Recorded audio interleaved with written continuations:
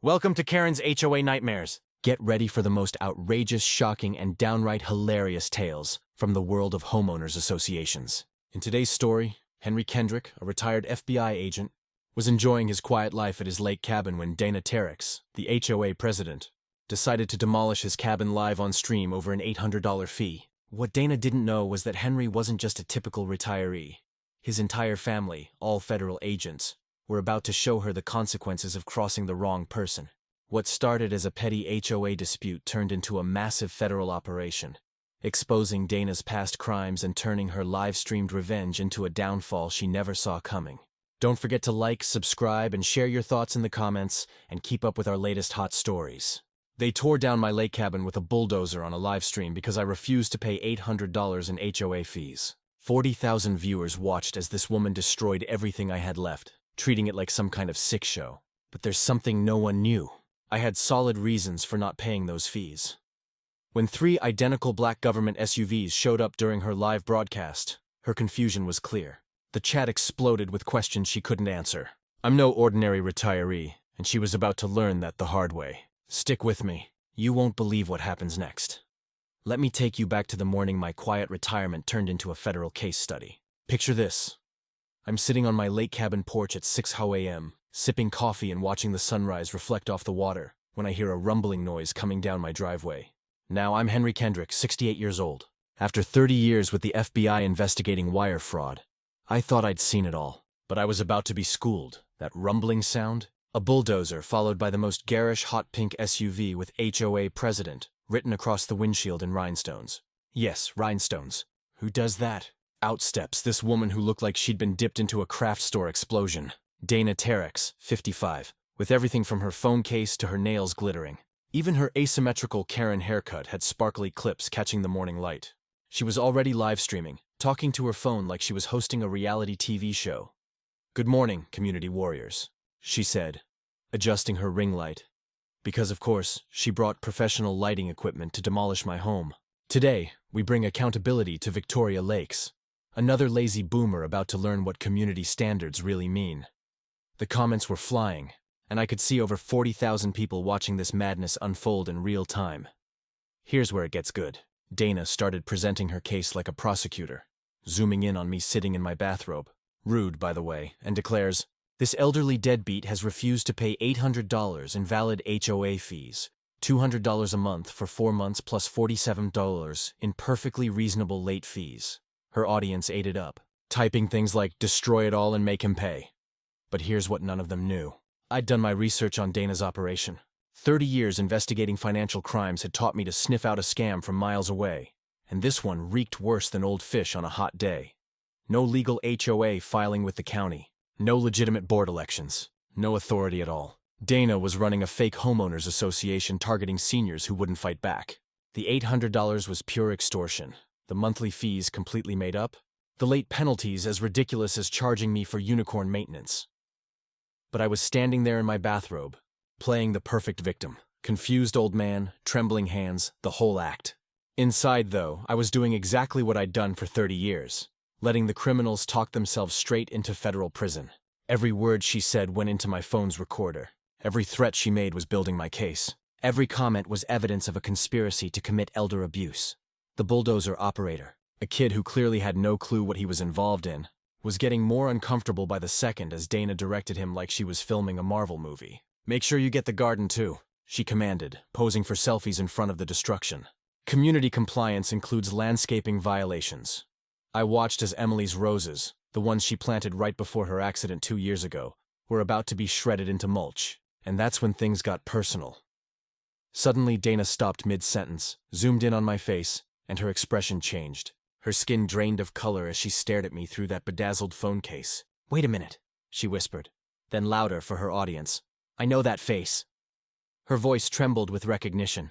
"Agent Kendrick, no, that's impossible. You're supposed to be forgotten, locked up in some nursing home somewhere." And just like that, I had my answer. This wasn't random. This was personal revenge that had been 10 years in the making.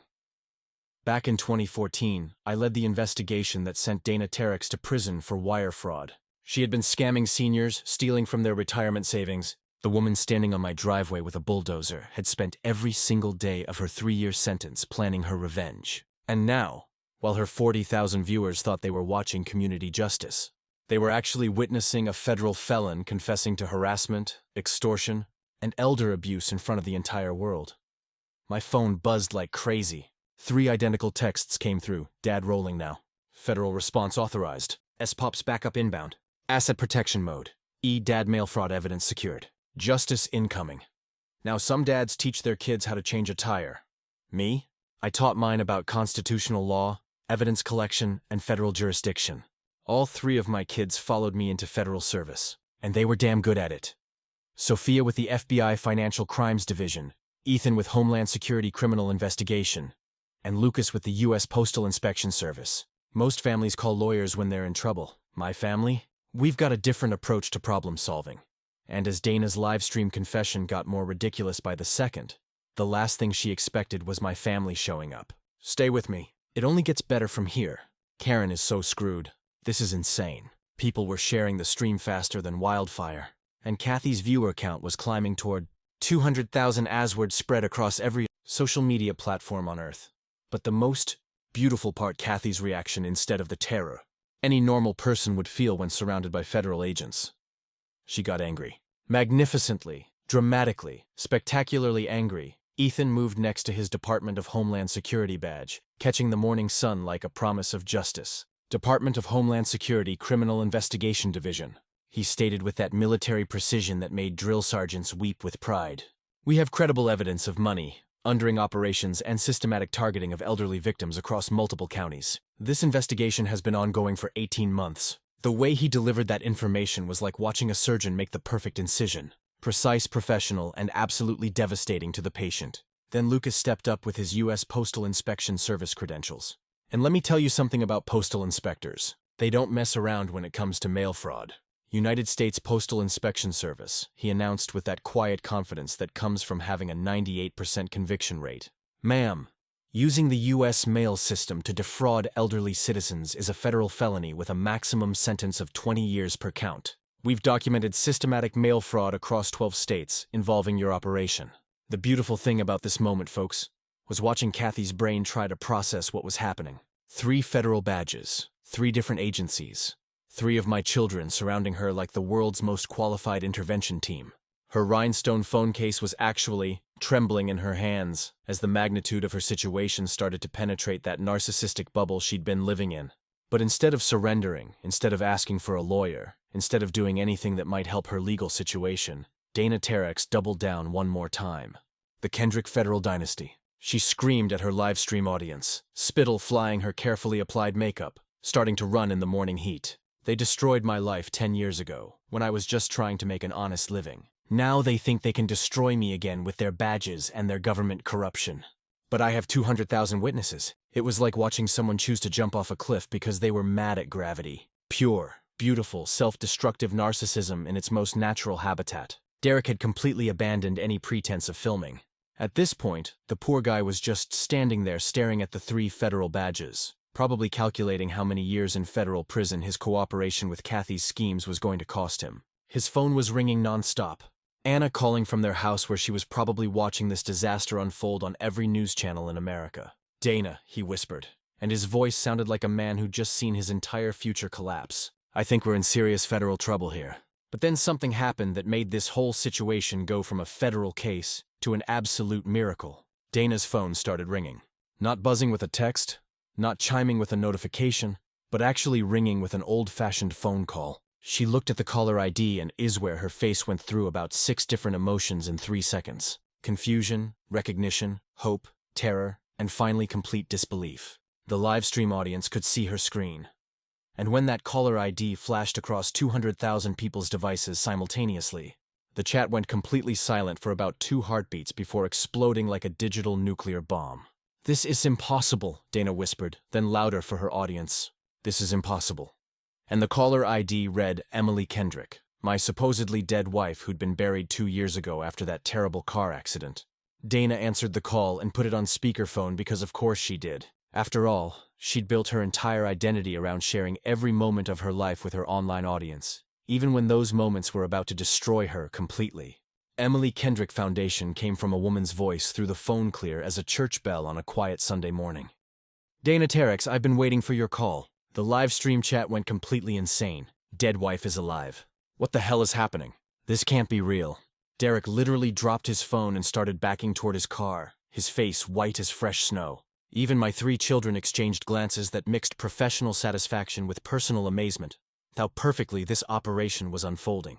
All 3 Kendrick children stand together, each holding different federal badges. Kathy's live stream reaches 100,000 viewers as she screams, "The whole family, the whole Kendrick family are federal agents."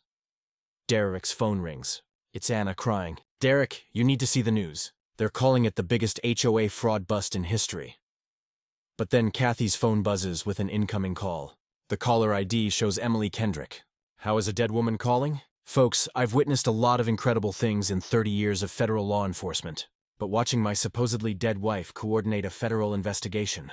From witness protection while my revenge-obsessed nemesis live streams her own destruction to 200,000 people. That's a new one, even for someone who's seen every kind of crazy the criminal world has tougher. The federal SUV pulled up to my driveway and outstepped Emily Kendrick, my beautiful, brilliant wife, who was supposed to be 6 feet under in Riverside Cemetery. She was wearing official Department of Justice credentials, carrying a briefcase that probably contained enough evidence to put Kathy away for multiple lifetimes, and had that same determined expression I fell in love with when she was prosecuting white-collar criminals 35 years ago. The live stream audience absolutely lost their collective minds when Emily appeared on camera. I'm talking complete digital chaos. The chat was scrolling so fast it looked like some kind of Matrix code. People typing impossible and zombies are real and call the Ghostbusters. But the most entertaining reaction was watching Dana Terex's brain try to process what her eyes were seeing. She stumbled backwards so hard she nearly dropped her precious rhinestone phone case, her mouth opening and closing like a fish that had been yanked out of water. "This is impossible," she kept repeating, like saying it enough times would make reality bend to her will. "I attended your funeral, Emily Kendrick." Dana finally managed to scream at the camera.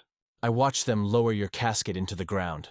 I even sent flowers, white roses, because I wanted everyone to think I was being respectful." That's when Emily smiled that same prosecutor's smile that had convinced juries to convict hundreds of criminals over the years. "Did you send flowers, Dana?" she asked with that calm, matter-of-fact tone that made guilty people everywhere start confessing their sins. "Or did you cause my funeral to make sure your primary target was properly isolated and vulnerable for your revenge plot?" Here's what the 200,000 live stream viewers didn't know, what Dana couldn't have figured out in her wildest nightmares, and what made this moment absolutely perfect from a justice standpoint. 2 years ago, Emily had been working as a federal analyst, investigating a pattern of elder abuse cases that stretched across multiple states. Her investigation had led her to a network of fake homeowners associations, fraudulent community organizations, and systematic targeting of elderly victims, with Dana Terex's operations sitting right at the poisonous center of the whole conspiracy. But when Emily got too close to the truth, when she started connecting Kathy's personal revenge plot to a much larger criminal enterprise,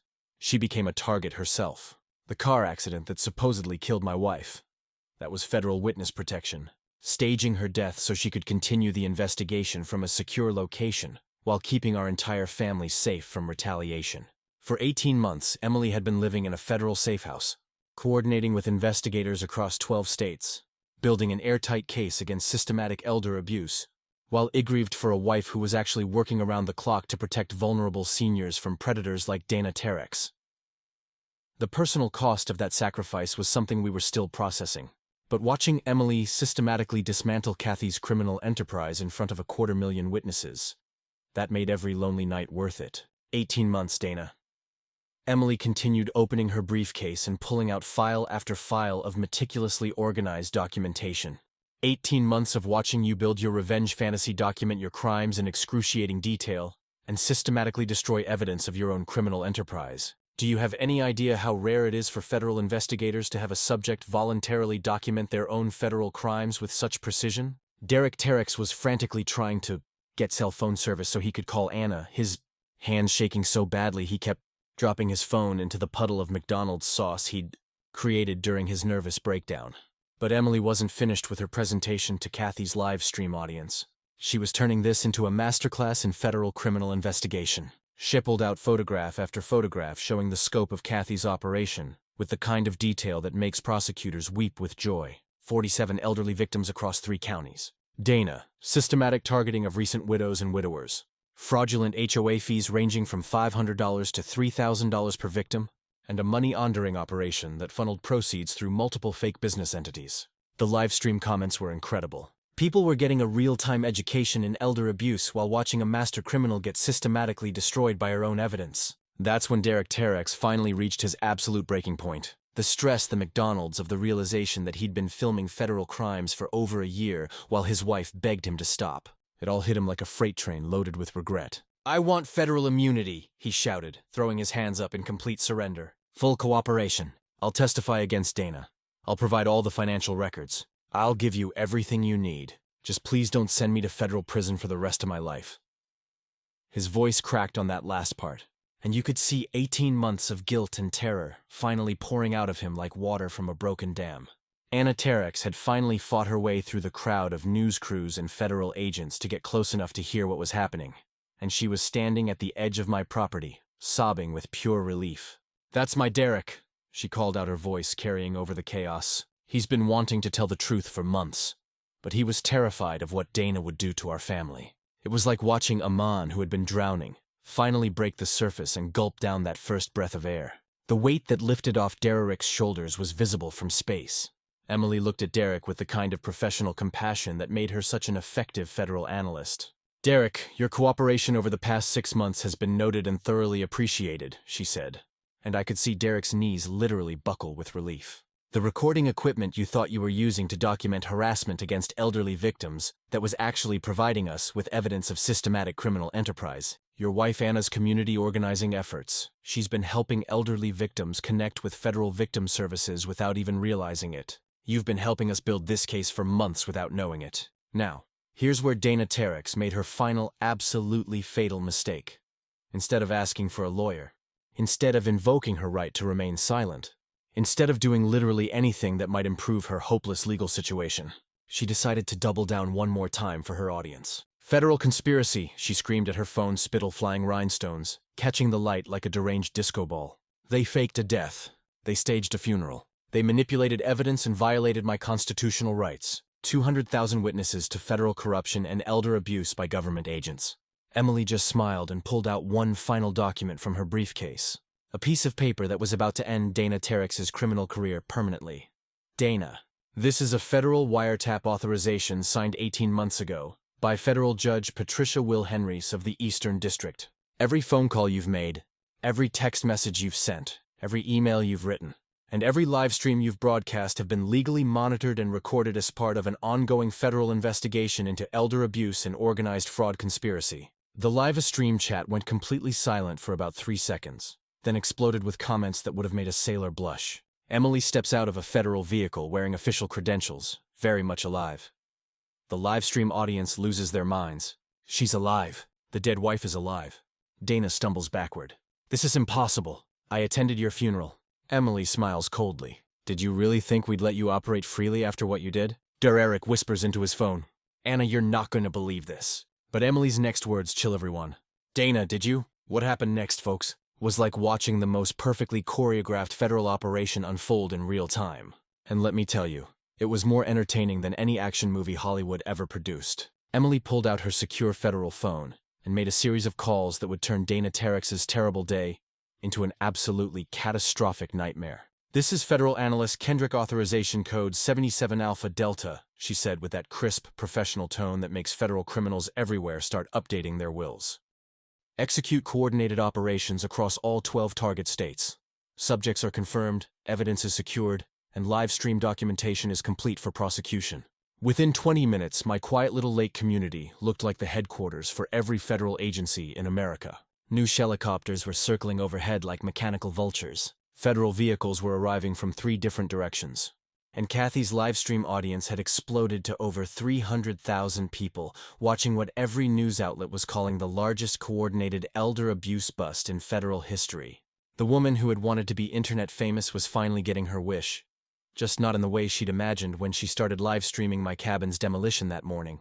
The scope of Kathy's criminal operation was absolutely staggering, and Emily had 18 months of documentation to prove every single horrifying detail. 47 fake homeowners associations across 12 states. Dana Emily announced to the live stream audience like she was giving a university lecture on federal crimes. Systematic targeting of elderly widows and widowers. Fraudulent billing schemes ranging from $500 to $5,000 per victim. And a money-laundering network that processed over $2 million in stolen funds from vulnerable senior citizens. Each revelation hit Dana like a physical punch, and you could actually see her confidence crumbling in real time as the true magnitude of her criminal empire was laid out for the world to see. Derek Terex was providing additional details to federal agents while his wife, Anna, held his trembling hands, and his cooperation was filling in gaps that would have taken investigators months to piece together through traditional methods. She made me photograph every victim's reaction when they couldn't pay. Dirk confessed, his voice shaking with 18 months of suppressed guilt. Dana said their fear and desperation would make good contingent for her social media followers. But now I realized she was documenting psychological abuse for her own sick entertainment.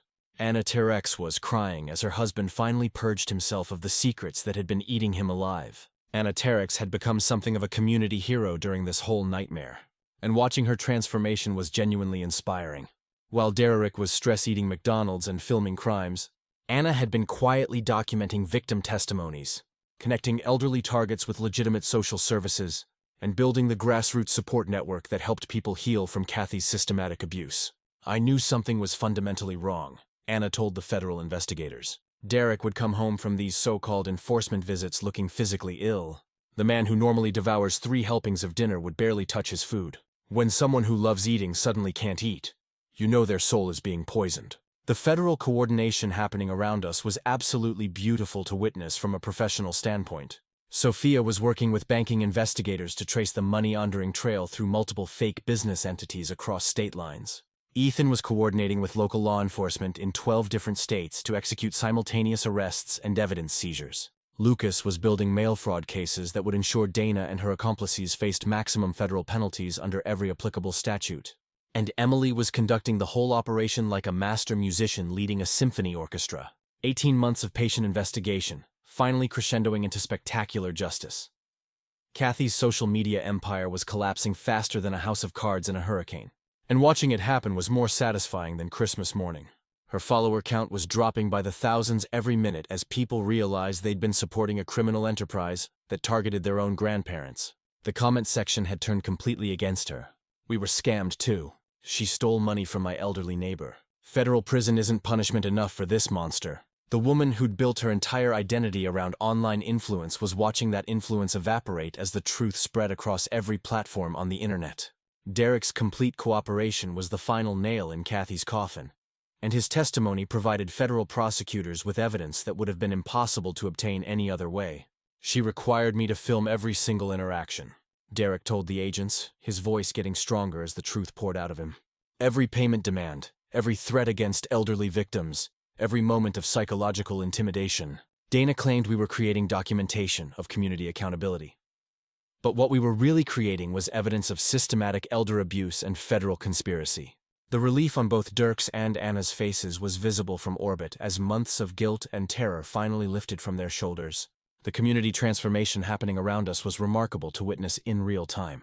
Elderly victims who'd been isolated and terrorized for months were finally receiving justice and professional support. Federal victim services were connecting people with counseling programs and financial recovery assistance. Anna Terex's grassroots organizing was evolving into official victim advocacy work that would help heal the psychological wounds Kathy had inflicted.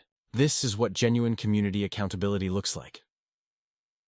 Emily explained to the livestream audience transparent democratic processes, constitutional protections for all residents, and zero tolerance for predators who target vulnerable populations. Federal agents were simultaneously executing raids across 12 states with the kind of precision that makes other law enforcement agencies weep with envy. Kathy's accomplices were being arrested at exactly the same moment. Evidence was being seized from dozens of locations, and the money-laundering network was being systematically dismantled piece by piece. Federal prosecutors were building cases that would ensure everyone involved in the elder abuse conspiracy faced serious prison time and complete financial forfeit. This coordinated investigation represents the largest federal effort against systematic elder abuse in American history. The lead federal prosecutor announced to the growing media crowd, That's when Dana made her final, absolutely desperate play for some kind of deal that might save her from spending the rest of her life in federal prison. "I want to cooperate," she screamed at the federal agents, finally grasping the true scope of her legal troubles.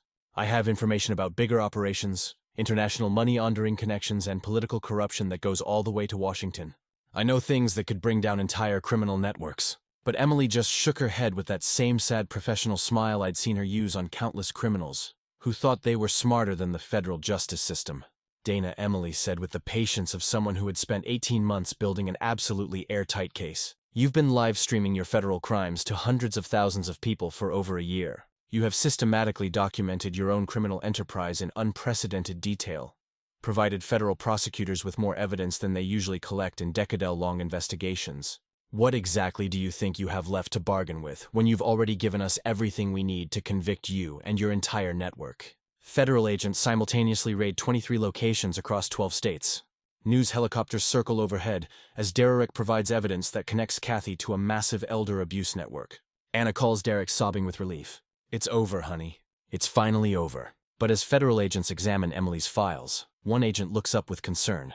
"Ma'am, according to these documents, we're still missing someone important." Emily's face darkens. "What do you mean missing? Who else is out there?" The federal asset recovery operation that followed was like watching justice itself unfold in the most satisfying slow-motion replay you've ever seen, folks. Within 48 hours of Kathy's live-stream confession to 300,000 witnesses, federal marshals were executing seizure warrants across 12 states on properties that had been purchased with stolen elder abuse money. Kathy's rhinestone mansion, and trust me, it was every bit as gaudy as you'd expect from someone who bedazzled her phone case, was being emptied by federal agents while news crews documented every sparkly detail for the evening broadcasts. Her hot pink HA President SUV was being towed away on live television, while federal investigators cataloged the evidence inside. And let me tell you, watching that ridiculous vehicle disappear behind a federal tow truck was poetry in motion. But here's the most beautiful part of the whole asset recovery process. Every single dollar that Dana had stolen from elderly victims was being returned through the federal restitution program. 47 families across 12 states were getting their homes back, their savings restored, and their dignity returned after months of systematic abuse. Mrs. Rodriguez, 83 years old and living on Social Security, cried when federal agents handed her the deed to her house and a check for the $3,000 Dana had extorted from her. "I thought I was going to lose everything," she told the news cameras. "I hadn't slept through the night in 6 months because of what that woman did to me. Now I can finally rest in peace." Kathy's social media empire didn't just collapse, it was absolutely annihilated in the most public way imaginable. Her follower count dropped from hundreds of thousands to just a few hundred diehard supporters. And even those remaining followers were mostly federal investigators and true crime enthusiasts, documenting her downfall for posterity.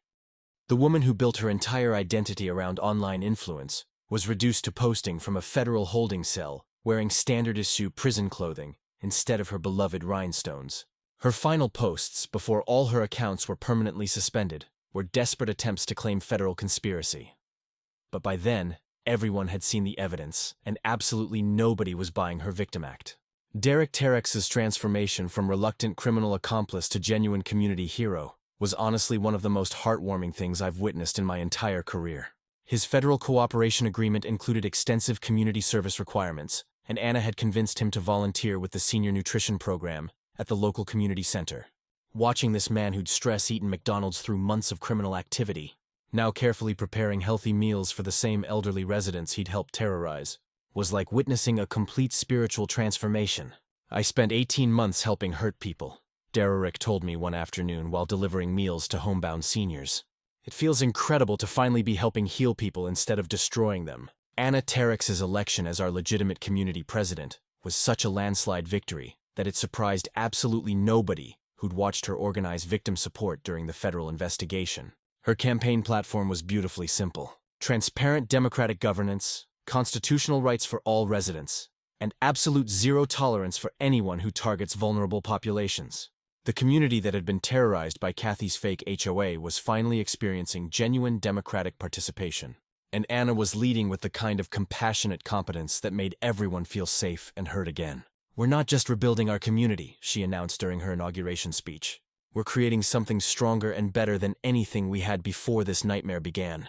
Emily's 18-month sacrifice in federal witness protection was finally receiving the recognition it truly deserved from the Department of Justice. They presented her with an Excellence Award for Investigative Analysis, and her innovative methods were being taught at federal MEs across the country as the new standard for long-term undercover operations. But beyond all the professional accolades, Emily was finally able to properly grieve the 2 years we'd lost together, while celebrating the justice we'd achieved for dozens of elderly victims. Missing our children's college graduations and your retirement celebration was the hardest thing I've ever done in my life, she told the victims' families during a community healing event. But seeing all of you get your homes back and your dignity restored made every single day of sacrifice completely worthwhile. The community healing process was ongoing, but the progress was absolutely remarkable to witness every single day. Mrs. Cooper's Memorial Senator was providing comprehensive services to elderly victims of financial crimes throughout the entire region, funded entirely by Kathy's seized criminal assets. The fake HOA bylaws that had terrorized residents were completely replaced with legitimate community governance documents that protected everyone's constitutional rights while maintaining reasonable neighborhood standards. Federal Victim Services helped dozens of families recover both financially and emotionally from months of systematic psychological abuse. Most importantly, the legal precedent set by this case was being used by federal prosecutors across the country to protect vulnerable elderly populations from similar predatory schemes. The federal family recognition ceremony was held at FBI headquarters in Washington, and all 3 of our children received official commendations for their coordinated investigative work on what was being called the most successful elder abuse prosecution in federal history. Sophia's financial crimes expertise had traced the money laundering network through multiple jurisdictions and dozens of fake business entities. Ethan's Homeland Security coordination had prevented Kathy's accomplices from fleeing to other states or destroying crucial evidence. Lucas's postal inspection work had built mail fraud cases that ensured maximum federal penalties for the entire criminal conspiracy. Watching my children work together professionally while supporting each other personally was probably the single proudest moment of my entire life. Kathy's federal sentencing hearing was attended by over 100 elderly victims who'd traveled from across 12 states to witness justice being served in person. The victim impact statements continued for over 3 hours, with family after family describing the terror, humiliation, and financial devastation caused by Kathy's systematic targeting of vulnerable seniors. She called my elderly father worthless, told him he was a burden on the community, threatened to have his house condemned if he didn't pay her completely fake fees, testified one daughter whose father had given Dana his grocery money. She didn't just steal his savings, she stole his sense of safety and dignity in his own home. The federal judge's sentencing statement was everything those victims needed to hear and so much more. Ms. Terex, your crimes represent a calculated and systematic targeting of the most vulnerable members of our society. You exploited grief, isolation, and trust to steal from people who had worked their entire lives for a little financial security in their retirement years. Your live streaming of these crimes demonstrates a level of narcissism and cruelty that demands the maximum penalty allowed by federal law. 25 years in federal prison without possibility of parole, complete forfeit of all criminal assets, and lifetime supervised release if she ever gets out. The courtroom erupted in sustained applause, and several elderly victims were openly weeping with pure relief. Derek's separate sentencing hearing resulted in a much lighter penalty, thanks to his extensive cooperation and genuine rehabilitation efforts. 2 years in minimum security federal prison with credit for time served plus thousands of hours of community service, helping the elderly victims he'd participated in terrorizing. Anna's advocacy for her husband's complete transformation was noted by the judge, who commended Derek's journey from reluctant criminal to dedicated community volunteer. Mr. Terex, your cooperation with federal investigators and your commitment to making genuine amends to the victims you helped harm demonstrate real remorse and rehabilitation. The judge stated, your sentence reflects both the seriousness of your participation in these crimes and your sincere efforts to repair the damage you caused. Federal marshals load millions in seized assets onto trucks while news crews document everything. Anna Terex addresses the community. We're finally safe. Derek nods, no longer stress-eating, finally at peace. But then, Emily receives an urgent call. She listens, her face growing pale. Henry notices, what's wrong? Emily hangs up and turns to her family. That was the federal prosecutor. Dana wants to make a deal. The family exchanges glances. But what could possibly have left to bargain with? The federal courthouse was packed beyond capacity for Dana Terex's sentencing hearing. Over 400 elderly victims, their families, federal agents, news media, and community supporters filling every available seat to witness justice for the largest elder abuse conspiracy in American history. Dana sat at the defendant's table wearing standard federal prison clothing. No rhinestone jewelry, no designer accessories, no social media cameras to document her humiliation for internet followers who'd abandoned her the moment federal agents revealed her criminal activities. Federal prosecutors presented evidence of systematic elder abuse spanning 12 states, targeting over 400 vulnerable Americans, stealing $42 million through identity theft, and property fraud schemes designed to destroy retirement security for families who'd served their country faithfully for decades. Victim impact statements lasted over 6 hours with elderly Americans testifying about losing life savings, having their identities stolen, and watching their retirement dreams destroyed by criminals who specifically targeted them for appearing vulnerable and isolated. Mrs. Rodriguez wept as she described discovering her Social Security number being used by criminal organizations in 7 different countries. Mr. Thompson's voice shook with rage as he explained how medical identity theft had compromised his cancer treatment when fraudulent insurance claims blocked his access to legitimate health care. The elderly couple from the corner house held hands while describing how property deed fraud had nearly cost them the home they'd lived in for 37 years. Derek provided final testimony about systematic criminal coordination, financial record documentation, and victim-targeting methodologies that federal prosecutors would use as evidence in elder abuse cases for generations. Federal sentencing guidelines recommended life in prison without possibility of parole under racketeering statutes, plus complete asset forfeit and restitution payments that would leave Dana financially destroyed, even if she somehow survived federal incarceration. Judge Patricia Wilhenrys herself, a 72-year-old former federal prosecutor who understood exactly what elder abuse meant to vulnerable communities, listened to every victim's testimony with growing anger at the systematic nature of Kathy's criminal enterprise. Terex, Judge Wilhenrys announced with federal authority that silenced the packed courtroom. Your network represents the most sophisticated elder abuse conspiracy this court has ever encountered. You didn't just steal money. You stole peace of mind, retirement security, and faith in community safety from hundreds of families who deserve to enjoy their golden years without fear of criminal exploitation. Kathy's final statement was a pathetic attempt to frame systematic criminal behavior as revenge against one federal agent. I spent 3 years in federal prison because of Agent Kendrick, she whined. I just wanted him to understand what it felt like to lose everything. Judge Wilhenrys cut her off with fury. Ms. Terex, you targeted hundreds of innocent elderly Americans to satisfy a personal vendetta.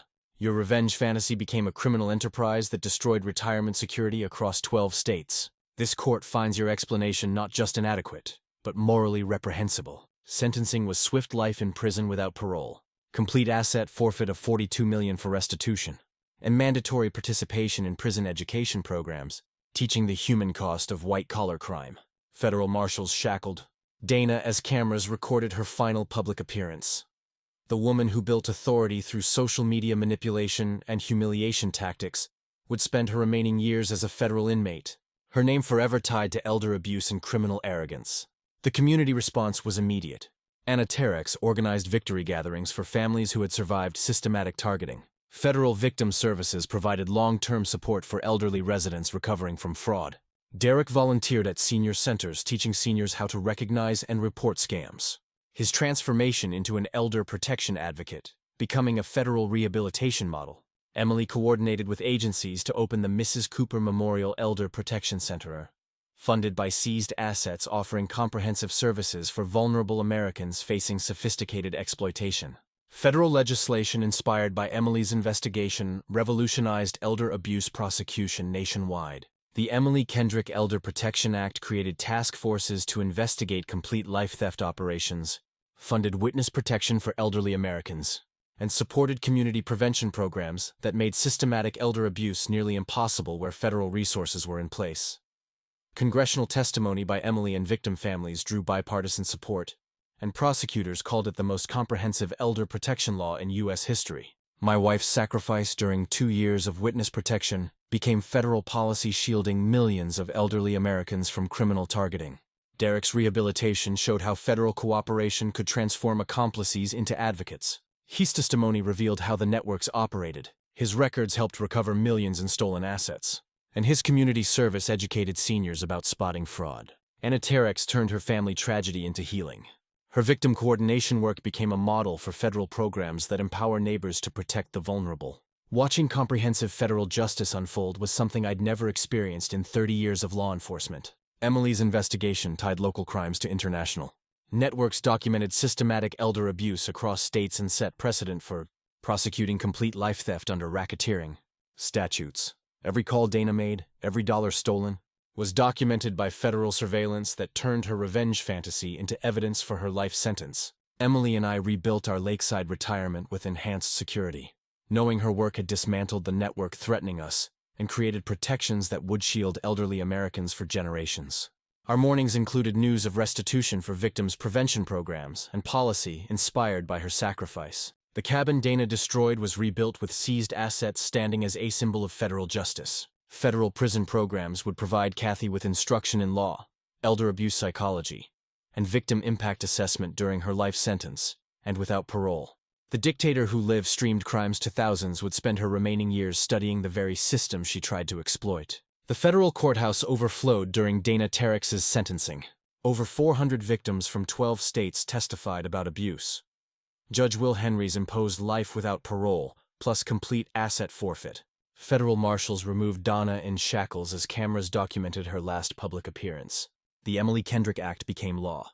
Derek's cooperation turned him into an advocate, and communities celebrated survival and lasting protections for elderly Americans. Federal justice is thorough, patient, and permanent. Elder abusers beware. That helpless elderly resident might have a federal family ready to respond professionally. Research your targets carefully because federal families protect their own. Too bad Dana Terex learned this through a 25-year federal education program instead of respecting constitutional boundaries from the beginning.